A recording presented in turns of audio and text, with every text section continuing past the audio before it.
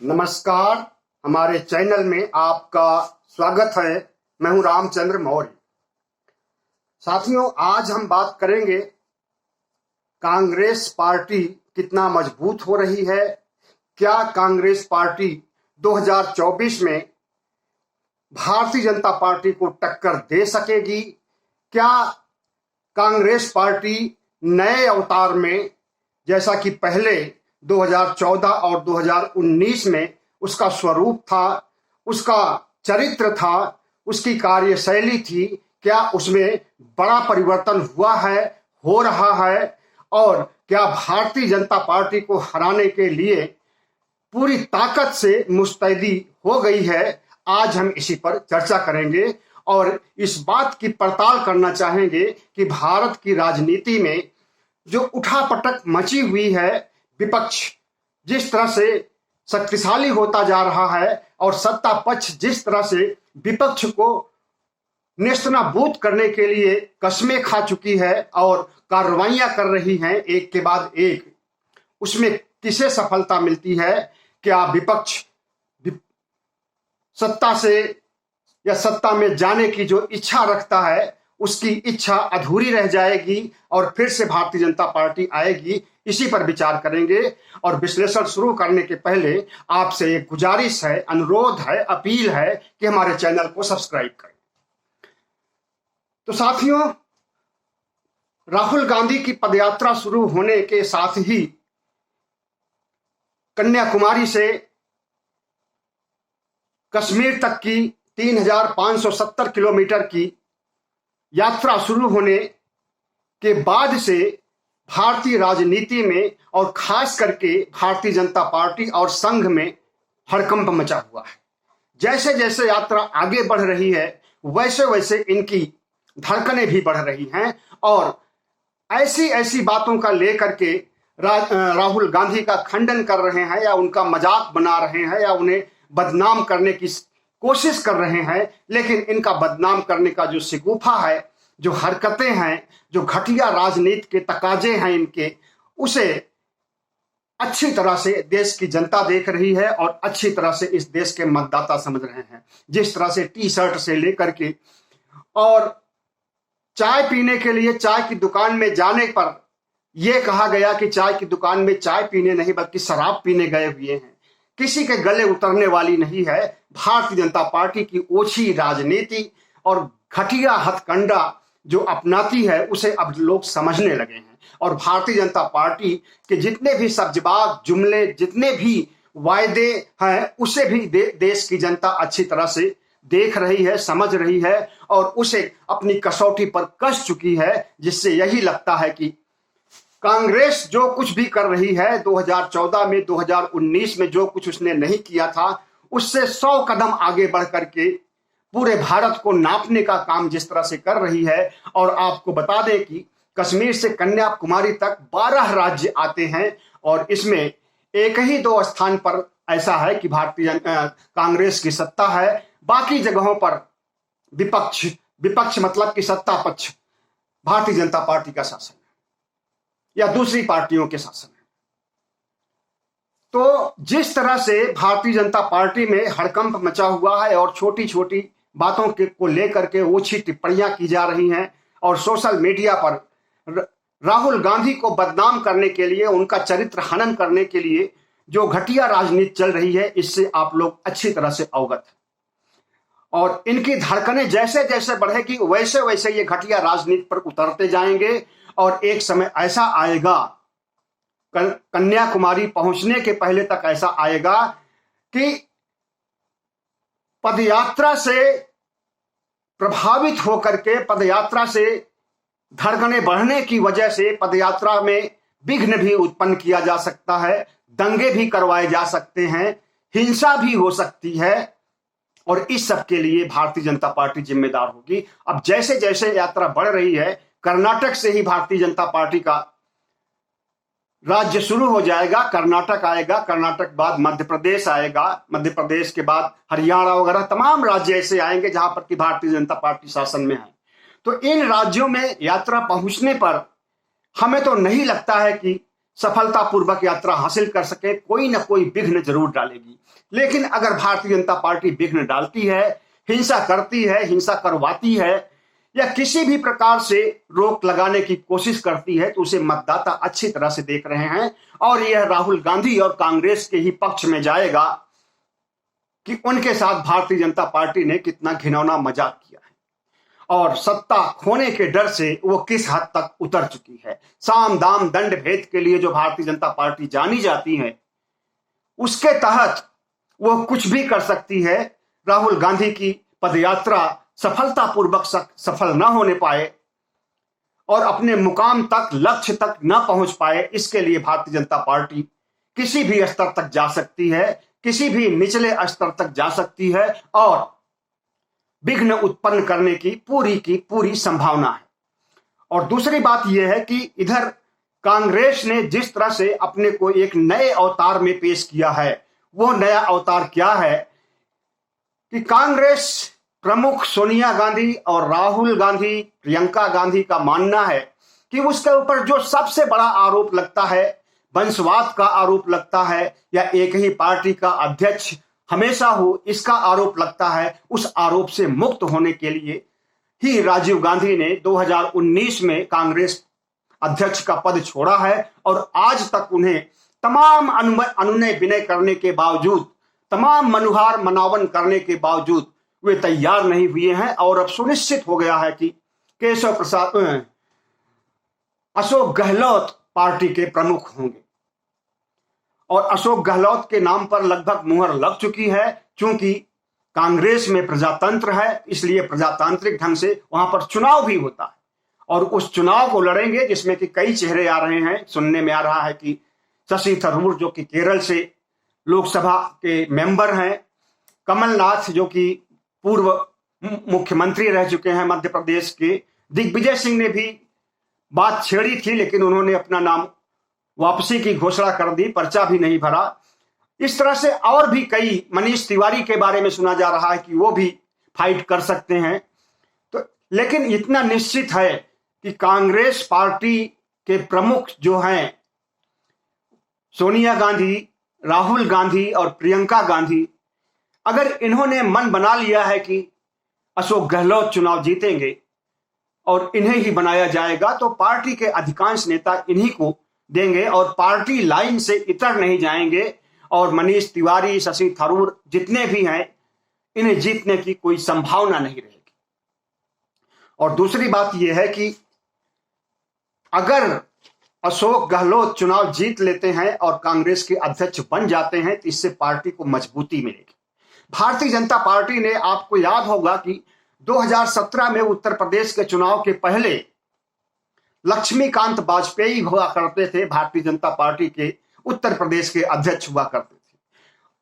Party ने लक्ष्मीकांत वाजपेयी को हटाया और केशव प्रसाद मौर्य को अध्यक्ष बना दिया। अब उसकी वजह से पार्टी और सशक्त हुई और पिछड़ों का एक मुश्त वोट मिला भारतीय जनता पार्टी को और पार्टी विजयी हुई। और आपको मालूम होना चाहिए कि ओबीसी समाज से अशोक गहलोत भी आते हैं। सैनी और माली इनकी कास्ट है और ये उप जाति है और जो प्रमुख जाति है वो मौर्य कुशवाहा साग के सैनी, जो कि उत्तर भारत में लिखा जाता है, राजस्थान में वो गहलोत के रूप में और कछवाहा के रूप में जाने जाते हैं। तो इस तरह से ओबीसी का एक मुश्त वोट कांग्रेस को मिलने की संभावना है और जब ओबीसी जनगणना को लेकर के कांग्रेस मुखर होगी और नीतीश कुमार मुखर होंगे, वो तो पहले से ही मुखर हैं, और जब गठबंधन हो जाएगा तो जब आवाज उठाएंगे तो इस तरह से कांग्रेस को ज्यादा वोट मिलने की संभावना रहेगी। 52% ओबीसी का वोट है, 52% है सिर्फ ओबीसी का और 48% में मुस्लिम और दलित, अनुसूचित जातियां, ब्राह्मण, ठाकुर जितने भी हैं वो सब मिलाकर के 48% में है। तो अगर 52% पर का रुख जिधर मुड़ेगा निश्चित रूप से उसकी विजय होगी। और अशोक गहलोत ओबीसी हैं और जातिवाद हमारे भारतीय राजनीति में खास करके चुनावी मामलों में ज्यादा ही फिट होता है, खास करके उत्तर भारत में, दक्षिण में भी है, ऐसी बात नहीं है। तो इसलिए अशोक गहलोत पार्टी को सशक्त करेंगे और पार्टी को ओबीसी वोट पूरे राष्ट्रीय स्तर पर दिलवाने में कामयाब होंगे। और दूसरी बात यह है कि अशोक गहलोत एक ऐसे नेता हैं जिन्होंने कि ऑपरेशन कमल, ऑपरेशन लोटस को रोकने का काम किया था। कमलनाथ को तो उन्होंने हरा दिया और कई राज्यों में इन्होंने हरा करके या खरीदारी करके विधायकों की अपनी सरकार बना लिया था। लेकिन जिस तरह से अशोक गहलोत ने लोहा लिया था भारतीय जनता पार्टी से, भारतीय जनता पार्टी की दाल नहीं गलने पाई राजस्थान में। तो अशोक गहलोत एक सशक्त नेता हैं, सर्वमान्य नेता है। पिछड़ी जातियों में तो सर्वमान्य है ही है, अगड़ी जातियों में भी उनका नाम सर्वमान्य नेताओं में लिया जाता है। और 71 साल के अशोक गहलोत 21 साल की उम्र से कांग्रेस को ज्वाइन किए हैं और इस बीच में केंद्रीय मंत्री भी रहे, राजस्थान में 3 बार 4 बार मुख्यमंत्री रहे।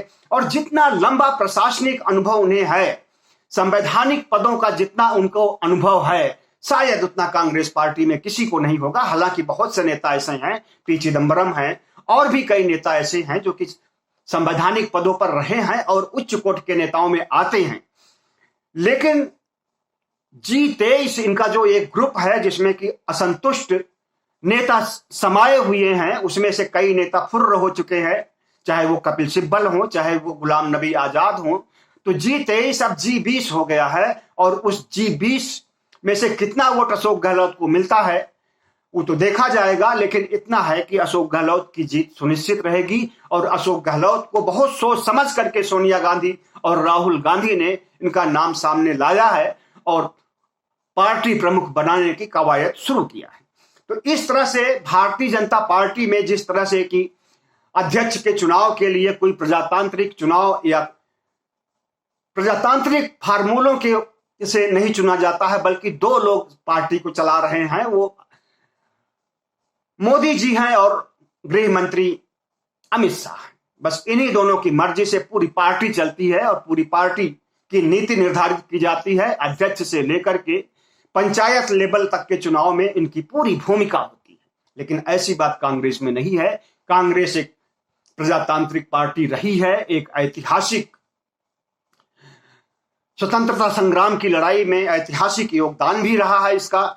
और जिस तरह से इसने देश को बनाने का काम किया था, तमाम पीएसयू बना करके, तमाम सरकारी कंपनियां बना करके रोजगार मुहैया किया था और देश का इंफ्रास्ट्रक्चर खड़ा किया था, उसके लिए कांग्रेस जानी जाती है। और उसी इंफ्रास्ट्रक्चर को आज बेचने पर तुले हैं हमारे आज के प्रधानमंत्री नरेंद्र मोदी जी। इस बात को भी हर मतदाता, हर देशवासी देख रहा है, समझ रहा है अच्छी तरह से। तो भारतीय जनता पार्टी का जो जज्बा था, जो उसका रुतबा था, जो वो ऊंचाइयों पर थी 2019 तक, अब उसका ग्राफ गिर रहा है। ऐसा कई सर्वे से भी पता चला है और देखने से भी लगता है और इनकी घबराहट से भी लगता है कि भारतीय जनता पार्टी का जनाधार कम हो रहा है। और फिर इनके जितने एलाइज थे, इनके एनडीए में जितने कई घटक थे, वे कई घटक टूट करके जा चुके हैं, चाहे वो नीतीश कुमार हो, चाहे वो अकाली दल हो, चाहे वो शिवसेना हो, बड़े बड़े घटक इनके जा चुके हैं। इसलिए भारतीय जनता पार्टी 2019 की नहीं रह गई है, अब 2014 की भारतीय जनता पार्टी 2024 में नहीं रह गई है। लेकिन कांग्रेस 2014 और 2019 के मुकाबले मजबूत हुई है और मजबूत होती जा रही है। और इतना गारंटी के साथ कहा जा सकता है कि जो गतिविधियां आजकल कुछ समय से, लगभग 2 महीने से जो चल रही हैं विपक्ष की और कांग्रेस की, वो चाहे कांग्रेस को सड़क पर उतरना हो ईडी आईडी के, सीबीआई के विरोध में, और वो चाहे अग्निपथ अग्निवीर का विरोध करने का मामला रहा हो, जिस तरह से कांग्रेस सड़कों पर उतर करके विरोध कर रही है, उससे मोदी जी की नींद हराम हो गई है। और उनका ईडी सीबीआई आईटी का जो ब्रह्मास्त्र था, उस ब्रह्मास्त्र से अब कोई डर नहीं रहा है।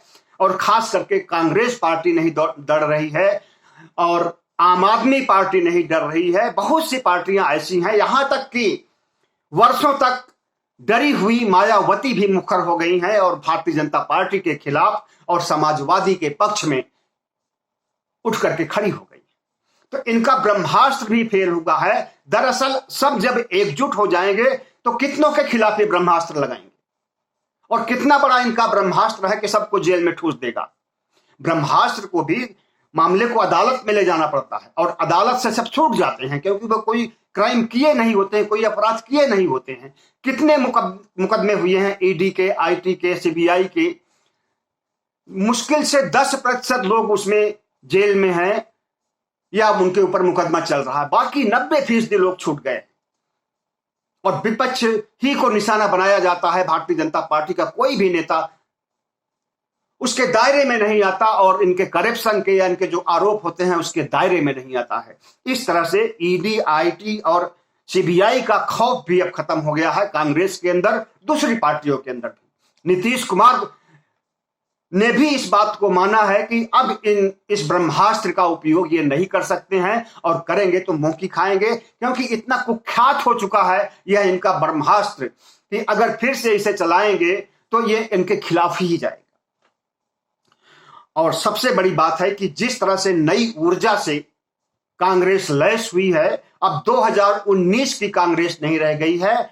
और जिस तरह से पिछले कुछ समय से अध्यक्ष विहीन, कार्यकारी अध्यक्ष हैं, अध्यक्ष नहीं है सोनिया गांधी, तो अध्यक्ष विहीन पार्टी जिस तरह से बेलगाम हो गई थी और बिखर रही थी, अब वो एकजुट हो गई है और एक शक्तिशाली, सर्वमान्य, जनाधार वाला व्यक्ति ओबीसी का उसका अध्यक्ष बनने जा रहा है। और पदयात्रा एक सिंबॉलिक है, एक प्रतीक है भारत को जोड़ने का। और जहां जहां राहुल गांधी का भाषण हो रहा है वहां पर कितना लोग प्रभावित हो रहे हैं, देश भर में प्रभावित हो रहे हैं। इसको गोदी मीडिया नहीं दिखा रहा है। गोदी मीडिया वही दिखा रहा है जो उसे सूट करता है और उसके आका को सूट करता है। लेकिन सोशल मीडिया और यूट्यूब चैनल ऐसे हैं कि उजागर कर देते हैं गोदी मीडिया के प्रपंच को, उसके जो छिपाता है उसके एजेंडे को, और सब कुछ सतह पर ला देते हैं, देश की मुख्य धारा में ला देते हैं। और हर लोगों तक ये बात पहुंच जाती है कि पदयात्रा के निहितार्थ क्या हो रहे हैं, और पदयात्रा से कांग्रेस पार्टी कितना सशक्त होने वाली है, और किस तरह से पदयात्रा से भारतीय जनता पार्टी डरी हुई है, और किस तरह से वे अड़ंगे लगा रही है, किस तरह से घटिया राजनीति के निचले स्तर पर उतर करके विरोध कर रही है। ऐसा विरोध कर रही है जिसे सुनने पर भी घिन आती है लोगों को भारतीय जनता पार्टी से, उसकी ओछी राजनीति से। एक तरफ राहुल गांधी को अभी तक पप्पू कहा जाता था, और प्रधानमंत्री नरेंद्र मोदी को यशस्वी प्रधानमंत्री और विश्व का सर्वमान्य नेता, विश्व गुरु के रूप में जाना जाता था। लेकिन अब प्रधानमंत्री की वह छवि खत्म हो गई है, और सिर्फ गोदी मीडिया और उसके अंधभक्त और भारतीय जनता पार्टी के लोग ही सशक्त नेता के रूप में नरेंद्र मोदी को जानते हैं। बाकी जनता में, मतदाताओं में इतनी तेजी से नरेंद्र मोदी की छवि खराब हुई है और खराब होती जा रही है कि निश्चित रूप से 2024 में उसका खामियाजा उन्हें भुगतना पड़ेगा। क्यों खराब हो रही है छवि?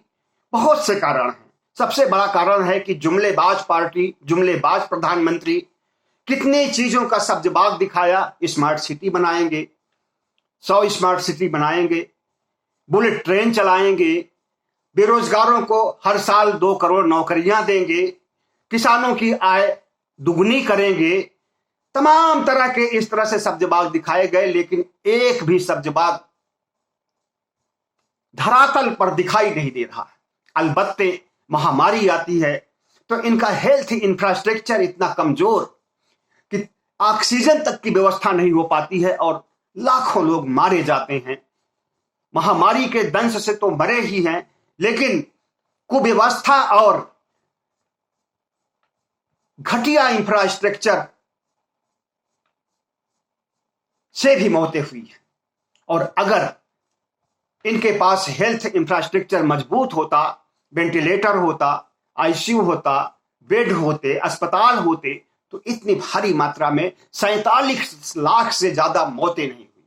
तो सोचिए उन मौतों को, जिनके यहाँ मौतें हुई हैं, उनके परिजन क्या सोचते होंगे, वह लोग क्या सोचते होंगे, उस गांव के लोग उस कस्बे के लोग क्या सोचते होंगे प्रधानमंत्री नरेंद्र मोदी के बारे में महामारी के सिलसिले में। इसी तरह से महंगाई का मुद्दा, जितनी महंगाई आज है इतनी महंगाई भारत में कभी नहीं रही है, ना तो आजादी के पहले और ना आजादी के बाद। जिस तरह से रुपए का अवमूल्यन हो रहा है, रुपया गिरता जा रहा है, डॉलर बढ़ता जा रहा है, उससे पूरा देश अचंभित है। और इसके लिए प्रधानमंत्री नरेंद्र मोदी के पुराने वीडियोज को, पुराने फोटोज को, पुराने बयान को लाकर के सामने रखा जा रहा है और पूरा देश इसे देख रहा है सोशल मीडिया पर। तो जिस तरह से भारतीय जनता पार्टी के प्रमुख मुसलमानों के प्रति नीतियां अपना रहे हैं, जिस तरह से विपक्ष के खिलाफ नीतियां अपना रहे हैं, विपक्ष को खत्म कर देना चाहते हैं, लोकतंत्र को खत्म कर देना चाहते हैं, मुसलमानों का कत्लेआम करवाना चाहते हैं, मुसलमानों की, पिछड़ों की, दलितों की, अनुसूचित जातियों की नागरिकता छीन लेना चाहते हैं, इससे पूरा देश अवगत हो चुका है। और ये जो कहते हैं वो करते नहीं हैं, और जो करते हैं वो कहते नहीं हैं। इनका गुप्त एजेंडा इसी तरह से चल रहा है। और जिस तरह से इनका गुप्त एजेंडा है, उस गुप्त एजेंडे में सबसे बड़ा एजेंडा इनका हिंदू राष्ट्र का है, जो कि साकार नहीं होने वाला है और 2025 तक ये उसे साकार करना चाहते हैं। लेकिन हमें तो नहीं लगता कि जो राजनीतिक परिदृश्य बदला हुआ है, इस बदले हुए परिवेश में ये संविधान को रद्द करना चाहेंगे, लोकतंत्र को रद्द करना चाहेंगे, विपक्ष को नष्ट करना चाहेंगे, तो जनता इन्हें माफ कर देगी? नहीं माफ करेगी, क्योंकि जनता इन्हें अच्छी तरह से पिछले 8 सालों से, और 2024 तक 10 साल हो जाएंगे, 10 सालों से भुगत चुकी है और समझ चुकी है कि नरेंद्र मोदी क्या थे, क्या बोल करके आए और क्या इन्होंने किया। देश तक को गिरवी रख दिया, देश को बेच दिया, इंफ्रास्ट्रक्चर खत्म कर दिया, तबाही ला दिया, महंगाई ला दिया, क्या क्या कुकर्म नहीं किया भारतीय जनता पार्टी ने। और अगर यह पार्टी फिर से सत्ता में आती है, जैसा कि वो कहती है कि वो 40-50 साल तक राज करेगी, तो हिटलरशाही के जरिए करेगी। और जब इन्हें लगेगा कि हमारी पार्टी हार रही है, तो साम दाम दंड भेद के तहत ये कुछ भी कर सकते हैं, ईवीएम में हेराफेरी भी कर सकते हैं और विपक्ष को जेलों में ठूस भी सकते हैं, तरह तरह के घटिया आरोप लगा करके। इससे सावधान रहने की जरूरत है। और इनके चाल चरित्र, चेहरे को समझते हुए एक बार मतदाताओं को अपने दिल से विचार करना चाहिए कि क्या भारतीय जनता पार्टी को फिर से सत्ता में लाना सही रहेगा या कांग्रेस और विपक्ष को फिर से सत्ता में लाना सही होगा। बहुत बहुत धन्यवाद। हमारे चैनल को सब्सक्राइब कीजिएगा, लाइक कीजिएगा, शेयर कीजिएगा, ताकि हमारी आवाज दूर दूर तक पहुंच सके।